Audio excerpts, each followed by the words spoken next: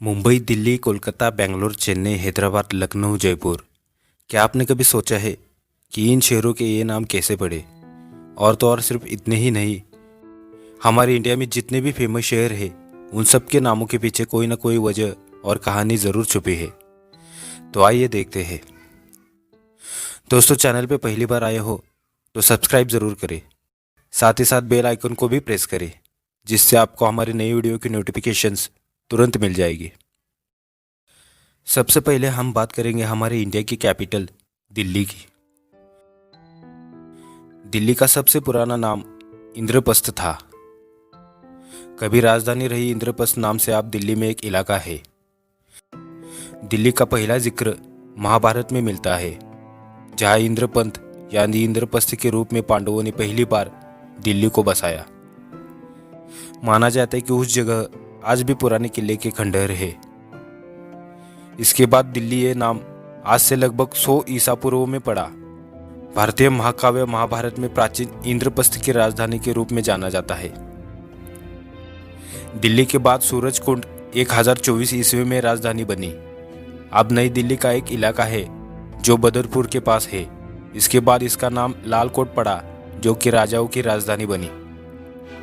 दिल्ली को फिर किलकोरी नाम से 1288 ईस्वी और सिरी नाम से 1302 ईस्वी में जाना गया। सिरी शहर को 1303 में अलाउद्दीन खिलजी द्वारा बनाया गया था। 1320 ईस्वी में तुगलकाबाद शहर की स्थापना गयासुद्दीन तुगलक ने की। आज भी यह शहर दिल्ली का हिस्सा है। 1334 ईस्वी में जहांपनाह शहर को मोहम्मद बिन तुगलक ने बनवाया। यह दिल्ली का चौथा मध्ययुगीन शहर था, जिसे मंगोलों के लगातार हो रहे आक्रमण से बचने के लिए बनवाया गया था, और आज यही दक्षिणी दिल्ली में स्थित है। इसके बाद फिरोजाबाद 1391 ईस्वी, खिजराबाद 1415 ईस्वी, मुबारकाबाद 1433 ईस्वी, दीपनाह 1530 ईस्वी और फिर आखिरकार दिल्ली 1542 ईस्वी में बसाया गया। मुंबई को अंग्रेजों के दौर में बॉम्बे कहा जाता था। बॉम्बे का मतलब होता है सार्वभौम पोर्ट सिटी, यानी जो भारत का गेटवे है और दुनिया के लिए खुला हुआ है। इसका मतलब ये है कि इंडिया के दरवाजे सभी देशों के लोगों के लिए खुले हुए हैं। बाद में मुंबई शहर का यह नाम यहाँ स्थापित मुंबा देवी मंदिर से पड़ा, जो देवी मुंबा को समर्पित है। मुंबा देवी मुंबई में बसे मछुआरों की कुल देवी है। ऐसा माना जाता है कि अष्टभुजी देवी को भगवान ब्रह्मा जी द्वारा इस जगह में भेजा गया था, दानव मुंबारका का वध करने को, जिसने सारे मुंबई वासियों को अपने प्रकोप से डरा रखा था। अपने हार के बाद यह दानव उनके पैरों पर गिर पड़ा और उसने क्षमा याचना कर उसके नाम पर एक मंदिर बनाने की गुजारिश की। अनुमति मिलने के बाद उसने शहर के बिल्कुल मध्य में मुंबा देवी मंदिर का निर्माण किया। मुंबा देवी नाम से ही आज इस शहर का नाम मुंबई पड़ा।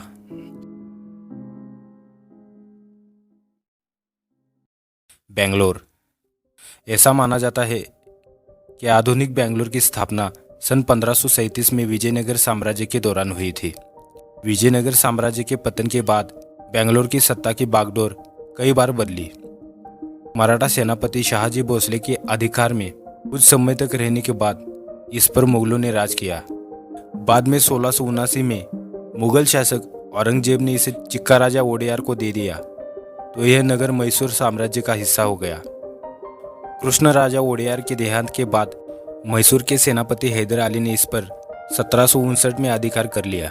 इसके बाद हैदर अली के पुत्र टीपू सुल्तान, जिसे लोग शेर मैसूर के नाम से भी जानते हैं, उन्होंने यहाँ 1799 तक राज किया, जिसके बाद यह अंग्रेजों के अधिकार में चला गया। यह राज्य 1799 में चौथे मैसूर युद्ध में टीपू सुल्तान की मौत के बाद ही अंग्रेजों के हाथ लग सका। मैसूर का शासकीय नियंत्रण महाराजा के ही हाथ में छोड़ दिया गया।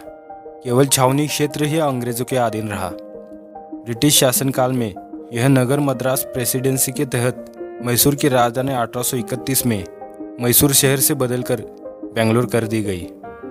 पुराणों में इस स्थान को कन्यापुरी या कल्याण नगर के नाम से भी जाना जाता था। अंग्रेजों के आगमन के पश्चात ही बेंगलोर को यह अपना अंग्रेजी नाम मिला। बेंगुर के पास मिले एक शिलालेख से ऐसा प्रतीत होता है कि यह जिला 1004 ईस्वी तक गंग राजवंश का एक भाग रहा था। इसे बेंगा वेलरू नाम से भी जाना जाता था, जिसका अर्थ प्राचीन कन्नड़ में रखने वालों का नगर होता है। चेन्नई। ये तो हम सब जानते हैं कि आज की चेन्नई को पहले मद्रास कहा जाता था। मद्रास नाम पुर्तगाली शब्द मर्डे डी ड्यूएस से लिया गया है, जिसका अर्थ है मदर ऑफ गॉड। इस बंदरगाह शहर में पुर्तगाली के प्रभाव के कारण विशेष रूप से सेंट मैरी चर्च का जिक्र है। दक्षिणी मद्रास पट्टनम एक बड़ा क्षेत्र था और राज्य भी बहुत बड़ा था। कन्नड़, मलयालम, तेलुगु और तमिल भाषी सभी शामिल थे। लेकिन कुछ का कहना है कि मद्रास नाम संस्कृत के मधुरस शब्द से लिया गया है। ब्रिटिश सैन्य मैप निर्माता के सदस्यों का मानना था कि मद्रास मूल रूप से मुंडीर राज या मुंडीराज था, जो कि एक तेलुगु समुदाय मुंडीर राज का नाम था, जो तत्कालीन मद्रास के मूल निवासी थे। 1996 में तमिलनाडु सरकार ने आधिकारिक तौर पर मद्रास नाम को हटाकर चेन्नई नाम रख दिया गया। हालांकि मद्रास का नाम शहर के लिए कभी कभी उपयोग में जारी है। साथ ही साथ शहर के नाम पर स्थानों जैसे मद्रास विद्यालय, IT Madras, Madras institute of technology, Madras medical college, Madras पशु चिकित्सालय और मद्रास क्रिश्चियन कॉलेज जैसे नाम अभी भी है। चेन्नई शब्द को लेकर कई मत प्रचलित है। कुछ लोगों का मानना है कि यह नाम तेलुगु राजा दामरला चन्नापा नायकुडू के नाम पर है। वहीं कुछ लोग इसे चन्ना केशव पारुमन मंदिर से जोड़कर देखते हैं। हैदराबाद। निजामों के शहर के नाम से मशहूर हैदराबाद वैसे तो अपने खूबसूरत पैलेसेस और जायकेदार खाने के लिए दुनिया भर में जाना जाता है, मगर यह शहर कब और कैसे बसा इस बारे में बहुत ही कम लोगों को पता है। हैदराबाद नाम के पीछे कई धारणाएं हैं। एक प्रसिद्ध धारणा है कि इस शहर को बसाने के बाद मोहम्मद कुली कुतुब शाह एक स्थानीय बंजारा लड़की भागमती से प्रेम कर बैठे। लड़की से विवाह के बाद लड़की को इस्लाम का स्वीकार कराया गया और इस्लामी संस्कृति के अनुसार उसका नाम भागमती से बदल हैदर महल कर दिया गया और शहर का भी नया नाम हैदराबाद यानी हैदर के नाम पर बसाया गया शहर ऐसा रखा। लगभग 650 वर्ग मीटर में फैला यह शहर आज भारत का छठा सबसे बड़ा शहर है। इसके साथ ही मोहम्मद कुली कुतुब शाह ने बेगम हैदर के गांव के स्थान पर हैदराबाद का आकर्षण कही जाने वाली 4 मीनार भी बनवाई। यह मीनार प्लेग की बीमारी के अंत के प्रतीक के तौर पर बनवाई गई थी। कहा जाता है कि शाह अपनी हैदर बेगम से जितना प्रेम करते थे उतना ही उनकी सल्तनत के लोग उनसे नफरत करते थे। यही वजह रही कि 1612 ईस्वी में जब शाह के इंतकाल के 4 साल बाद जब बेगम हैदर महल की मृत्यु हो गई तो उनका मकबरा तक नहीं बनवाया गया, मगर आज भी उसी बेगम के नाम पर पूरा हैदराबाद शहर बसा हुआ है। लखनऊ। उत्तर प्रदेश की राजधानी लखनऊ के बारे में तो आप जानते ही होंगे, जिसे तहजीब का शहर या नवाबों का शहर के नाम से भी जाना जाता है। हालांकि वर्ष 1850 के अवधि के अंतिम नवाब वाजिद अली शाह ने ब्रिटिश अधीनता स्वीकार ली, जिसके बाद लखनऊ के नवाबों का शासन हमेशा हमेशा के लिए समाप्त हो गया। क्या आप जानते हैं कि नवाब के इस शहर का नाम लखनऊ कैसे पड़ा था? इसके पीछे कई कहानियां प्रचलित है। पौराणिक मान्यताओं के अनुसार अयोध्या के राजा भगवान श्री राम ने अपने भाई लक्ष्मण को एक क्षेत्र सौंप दिया था। लक्ष्मण ने गोमती नगर के तट पर एक नगर बसाया, जिसे लक्ष्मणावती, लक्ष्मणपुर या लखनपुर नाम से भी जाना गया। यही नाम बाद में बदलकर लखनऊ हो गया। नगर के पुराने भाग में एक ऊंचा टीला है, जिसे आज भी लक्ष्मण टीला कहा जाता है। जयपुर। 17वीं शताब्दी में जब मुगल अपनी ताकत खोने लगे तो राजपुताना की आमिर रियासत एक बड़ी ताकत के रूप में उभर आई। जाहिर है कि महाराजा सवाई जयसिंह को तब मीलों के दायरे में फैले अपनी रियासत संभालने और सुचारू राजकारण संचालन के लिए आमिर छोटा लगने लगा और इस तरह से इस नई राजधानी के रूप में जयपुर की कल्पना की गई। इस शहर की नींव पहले कहाँ रखी गई, इसके बारे में कई मतभेद है। कुछ इतिहासकारों के अनुसार तालकतोरा के निकट स्थित शिकार की होदी से इस शहर के निर्माण की शुरुआत की गई। कुछ इसे ब्रह्मापुरी और कुछ आमेर के पास एक स्थान यज्ञयूप स्थल से मानते हैं। 1876 में तत्कालीन महाराजा सवाई राम सिंह ने इंग्लैंड की महारानी एलिजाबेथ प्रिंस युवराज एल्बर्ट के स्वागत में पूरे शहर को गुलाबी रंग से रंग दिया। तभी से शहर का नाम गुलाबी नगरी पड़ा है। राजा जयसिंह द्वितीय के नाम पर ही इस शहर का नाम जयपुर पड़ा।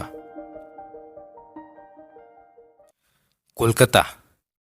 कोलकाता पश्चिम बंगाल राज्य की राजधानी है और भूतपूर्व ब्रिटिश भारत 1772 और 1912 तक भारत की राजधानी रहा था। कोलकाता का उपनाम डायमंड हार्बर भी है। कुछ लोगों के अनुसार कालिकाता की उत्पत्ति बांग्ला शब्द काली क्षेत्र से हुई है, जिसका अर्थ है काली देवी की भूमि। कुछ कहते हैं कि इस शहर का नाम एक नहर के किनारे पर उसकी मूल बस्ती के होने से पड़ा। एक अन्य मत यह भी है कि इस नाम की उत्पत्ति बांग्ला शब्द किलकिला से हुई है, जिसका उल्लेख प्राचीन ग्रंथों में मिलता है। कोलकाता का भारत के इतिहास में भी बहुत ही महत्वपूर्ण स्थान है। यह कई ऐतिहासिक घटनाओं का साक्ष्य रहा है। यहाँ पर ही 1756 ईस्वी में प्रसिद्ध कालकोटरी की घटना घटी थी। इसके अलावा 1797 में यही प्लासी का प्रसिद्ध युद्ध हुआ था। इसी युद्ध ने आगे चलकर भारत के इतिहास को बदल दिया। पहले इस शहर का नाम कलकत्ता था, लेकिन 2001 में इसे बदलकर कोलकाता कर दिया गया। अहमदाबाद। 600 साल पहले अहमदाबाद को कर्णावती नाम से भी जाना जाता था। इस शहर की नींव 1411 में डाली गई थी। भारतीय स्वतंत्रता संघर्ष के दौरान अहमदाबाद प्रमुख शिविर आधार रहा है। इसी शहर में महात्मा गांधी जी ने साबरमती आश्रम की स्थापना की और आज़ादी की लड़ाई से जुड़ गए। कई आंदोलन की शुरुआत भी यहीं से हुई थी। अहमदाबाद शहर भारत में साबरमती नदी के तट पर मुंबई के उत्तर में स्थित है। ये देश का इकलौता ऐसा शहर है जिसे यूनेस्को ने वर्ल्ड हेरिटेज सिटी के तौर पर शामिल किया गया है। इससे पहले अहमदाबाद के आसपास का इलाका 11वीं सदी में बसना शुरू हुआ था। उस समय इसे अशवाल कहा जाता था। 1411 में अहमदाबाद शहर को अहमद बादशाह ने बनवाया था, जिस वजह से इस शहर का नाम अहमदाबाद रख दिया गया। पुणे। 8वीं शताब्दी में पुणे को पुन्नक नाम से भी जाना जाता था। शहर का सबसे पुराना वर्णन ईस्वी सन 758 का है, जब उस काल के राष्ट्रकूट राज में इसका उल्लेख मिलता है। 17वीं शताब्दी में यह शहर निजाम शाही, आदिल शाह, मुगल ऐसे विभिन्न राजवंशों का अंग रहा। 17वीं शताब्दी में शाहजी राजे भोसले को निजाम शाह ने पुणे की जिम्मेदारी दी थी। इस जिम्मेदारी में उनकी पत्नी जीजाबाई ने ईस्वी सन 1627 में शिवनेरी किले पर छत्रपति शिवाजी राजे भोसले को जन्म दिया। शिवाजी महाराज ने अपने साथियों के साथ पुणे परिसर में मराठा साम्राज्य की स्थापना की। आगे पेशवा के काल में ईस्वी सन 1749 में सातारा को छत्रपति की गद्दी और राजधानी बनाकर पुणे को मराठा साम्राज्य की प्रशासकीय राजधानी बना दी गई। पेशवा के काल में पुणे की काफी तरक्की हुई। ईस्वी सन 1818 तक पुणे मराठाओं का राज्य था। पुणे नाम पुण्य नगरी नाम से आया ऐसा समझा जाता है। यह शहर ईस्वी सन 8 के शतक में पुन्नक या पुण्यक नाम से जाना जाता था। ऐसा संदर्भ मिलता है 1911 के शतक में कस्बे पुणे या पुनवड़ी नाम से भी जाने जाना लगा। मराठा साम्राज्य के कालखंड में शहर को पुणे नाम से जाना जाने लगा। ब्रिटिशर्स ने इसे पूना कहकर संबोधित करने की शुरुआत की। अब यह पुणे नाम के आधिकारिक नाम से जाना जाता है। तो दोस्तों, वीडियो अच्छा लगा हो तो वीडियो को लाइक और अपने दोस्तों के साथ शेयर करें, और इसी तरह की इंटरेस्टिंग वीडियो देखने के लिए फॉर इंडिया चैनल को सब्सक्राइब जरूर करें। जय हिंद, थैंक्स फॉर वॉचिंग।